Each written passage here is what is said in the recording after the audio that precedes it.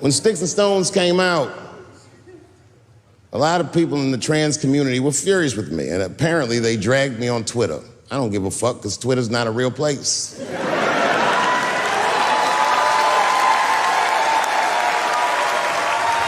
Hey guys, and welcome to Castle's Corner. I'm Coach Castle, and I'm going to share two clips with you today. One is just a 30-second clip. It's actually Dav Chappell, pretty funny. And then the other one is Jordan Peterson on the Joe Rogan podcast. Now, the reason I'm sharing these clips is because of what I've been dealing with recently. Now, it's nothing new. Since I've been speaking about biomechanics for the past 7 years, especially when I was only 145 pounds teaching biomechanics, I was ridiculed and laughed, and all of the trolls online and the LOL culture, etc., making fun of me for not knowing what I'm talking about. Now, the reason I'm making this video is because these trolls and these LOL people, they don't bother me anymore. They used to. When I first started my YouTube channel, a long time ago, and my Instagram, and I started talking to people about biomechanics and exercising correctly, I got a lot of hate for it. But here's how you deal with it. A couple things. Thing number one, online is not a real place. It doesn't exist. No one online who speaks to me with all those comments, who emails me all of these negative things, all these hateful things, they would never say that to my face.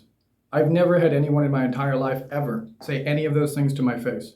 Even when I'm speaking to a personal trainer or another coach in person and I'm debating them, they don't get nasty with me. They'll walk away, they'll tell me I'm an idiot and leave, but they don't sit there and say all of these horrible things. I mean, that's all it is. When somebody is looking at your message, which by the way is basic physics, non-debatable, basic anatomy, non-debatable, basic biochemistry and basic neurology, all of which are non-debatable, and they're telling you that you don't know what you're talking about and they do, they're just closed-minded, and they're literally just attempting to hurt you to make themselves feel better. Now, in the beginning, I really kind of took this to heart. I was like, how come these people don't appreciate that I'm trying to help them? Why don't they want to listen to this amazing information that will literally save them tons of time, tons of money? They won't damage their body. They don't even have to go to the gym. Think about all the amazing things that they can do with this information. These people don't care. They're not intelligent. These are the bottom of society, the bottom feeders, who just are basically sadists, who want to bring you down to make themselves feel better. But again, online, it's not a real place. Just me walking down the street. Nobody ever has anything but nice things to me. Everybody's always smiling, happy, having nice conversations with me when I have conversations in public. People will literally just come up to me and say, hey, are you a coach, a bodybuilder? I get a wrestler. I get all kinds of stuff just because of my physique, which has only been attained from 7 years of the perfect biomechanically accurate movements in my home gym without a lot of weight or anything else. And it's just using the right knowledge. It's non-debatable. But anyways, guys, so here it is, Jordan Peterson and Joe Rogan talking about this phenomenon in much more eloquent words than I could, and really explaining it. I hope it helps. And then following that is just a quick little Dav Chappell clip that I saw. Really resonated with me, but I had a chef tell me the same thing a long time ago. I hope you guys like, and I hope you enjoy the new format of me reviewing these clips. It's been requested for a long time. So I'm going to start literally just bringing up clips like this that I think you guys will enjoy, that I think you need to hear, and that I myself also learn from. So anyways, guys, have a great day, and I hope you like the clips. Hello and welcome to Castle's Corner. I'm Coach Castle, and I'm here to educate you in the latest science regarding biomechanics, biochemistry, respiratory health, nutrition, and much more. Please remember to subscribe to this channel and like these videos if you find this content helpful. But now, let's go ahead and get into the video. Then you have psychopathy, and the psychopaths are parasitical predators. And so the predator will take whatever you've got, and the parasite will live off you. And then here's a parasitical ideological statement. Property is theft, a classic Marxist trope. Why would you say that? Well, if I want to live off you, the way I'm going to justify that ethically is by claiming, well, you know, Joe, look how privileged you are. You've got all this money. You just took that from the oppressed. And if I'm manipulating you so that I get some of your money, that's only just because, first of all, it's exactly what you did. And second of all, well, why not spread some of that wealth around? So that's Machiavellianism, narcissism, and psychopathy, dark triad. They've expanded that recently to add another dimension that was missing, sadism.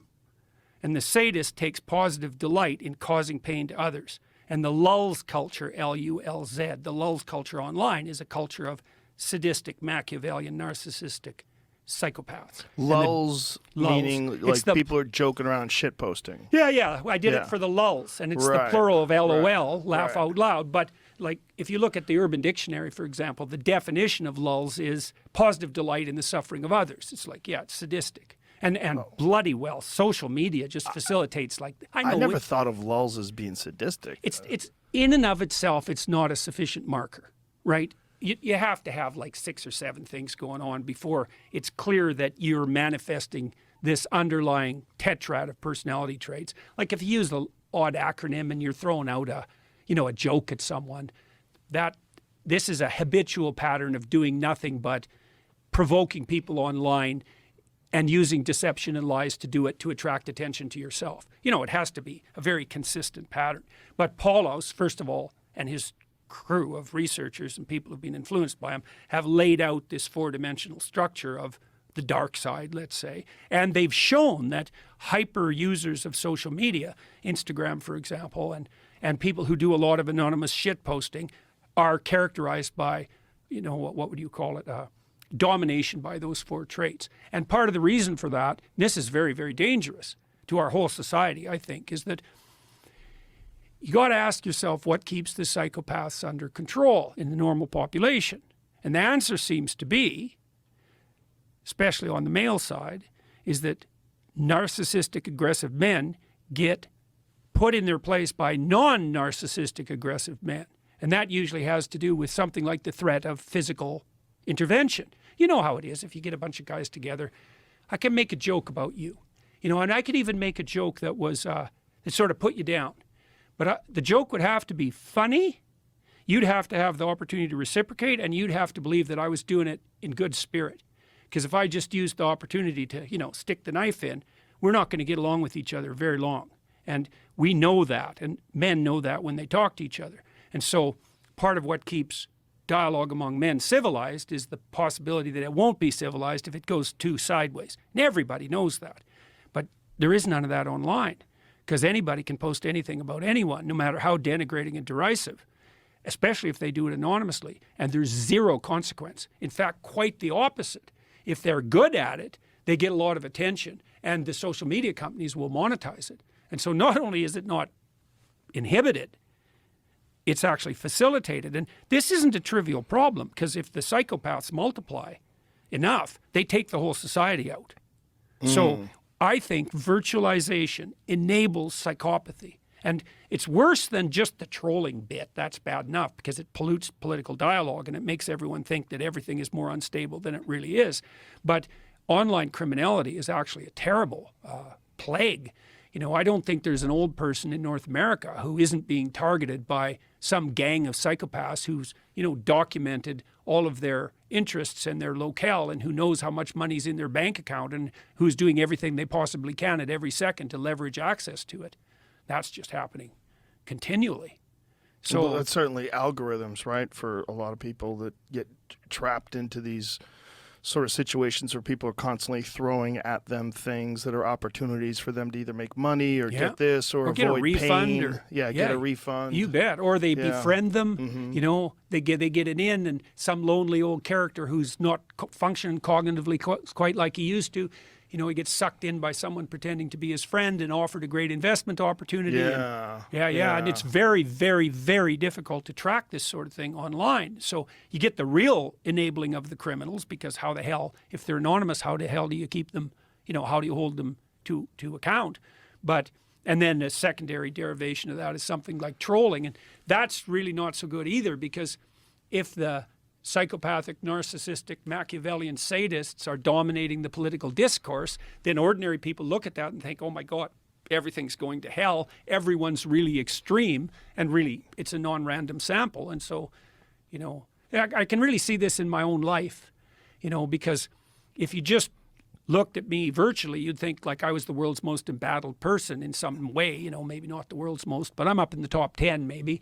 But in my real life, then I don't have any problems. I go around from town to town or from city to city, and every interaction I have with people on the street is positive. They either don't know me, which is fine, or they do, and then we have a positive interaction. And I've only had like 3 negative interactions with people in real life in the last 6 years. Like, they stand out because they're not fun, but they're extremely rare. But online, it's like, well, 50% of the people oppose Jordan Peterson. It's like, no, they don't. It's not even 1%. So we're building a virtual world that doesn't sample the real world very well, and that's not much different from building a delusion. So not good. Very, very unsettling. When Sticks and Stones came out, a lot of people in the trans community were furious with me, and apparently they dragged me on Twitter. I don't give a fuck, because Twitter's not a real place.